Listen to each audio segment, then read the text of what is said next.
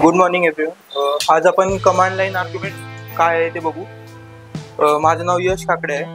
तर command line argument एक method आहे ज्याच्याकडून आपण इनपुट घेऊ शकतो आपल्या कोडमध्ये. आणि कमांड लाईन आर्ग्युमेंट कोड आपला कंपाईल झाल्यावर रन व्हायच्या आधी म्हणजे रन टायमिंगला जेव्हा क्लास आपण मेन्शन करतो तेव्हा लिहू शकतो. म्हणजे समजा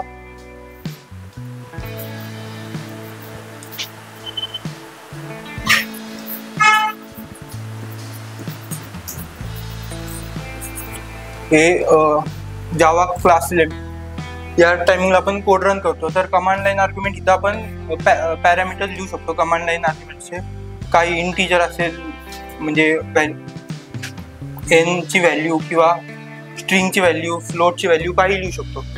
आणि कमांड लाईन आर्ग्युमेंटचे हे जे पॅरामीटर्स असतात ते मेनच्या मेथडमध्ये स्ट्रिंगचा जो ॲरे बनवतो आपण त्या ॲरेमध्ये स्टोअर होतात.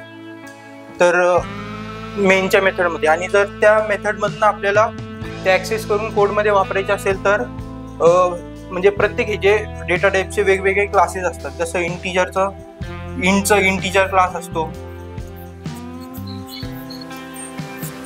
फ्लोटसाठी फ्लोट क्लास असतो, आणि तो क्लास आपल्याला ॲक्सेस करण्यासाठी एक कीवर्ड असतो जो इंटिजर डॉट पार्स म्हणून. म्हणजे हा क्लासचं नाव आणि डॉट पार्स वापरून इथं डेटा टाईपचं नेम, म्हणजे इथं इंटिजर क्लास वापरलाय म्हणून डेटा टाईप लिहितो. आणि हे लिहून आपण जो हा पॅरामीटर इथं आपण पास केलाय तो ह्या एन मध्ये सेव्ह होतो.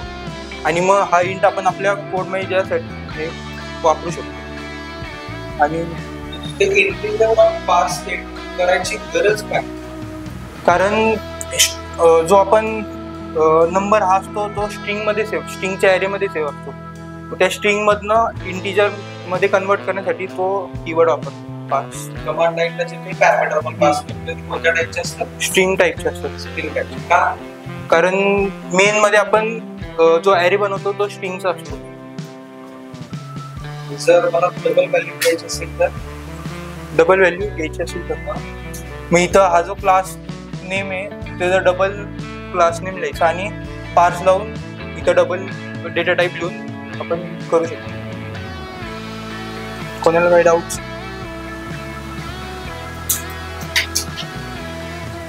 जो कमांड लाईन मध्ये ॲरे बनतो त्या ॲरेचा इंडेक्स काय असतो?